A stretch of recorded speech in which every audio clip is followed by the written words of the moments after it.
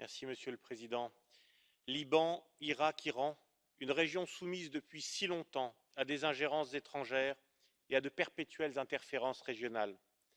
Déstabilisé par une intervention américaine non réfléchie, l'Irak n'en finit pas de se disloquer autour de ses fractures communautaires.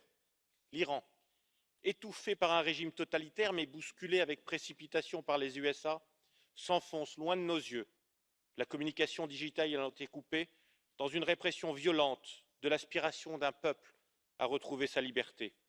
Dans ces deux pays, nos interventions maladroites et souvent intervessées conduisent au chaos. Prenons soin d'éviter les mêmes erreurs au Liban. Pour paraphraser Montesquieu qui recommandait de ne toucher aux lois que d'une main tremblante, appliquons cette sage précaution à cette civilisation du Levant qui nous a apporté les grandes spiritualités monothéistes, le début de la civilisation urbaine mais aussi l'agriculture.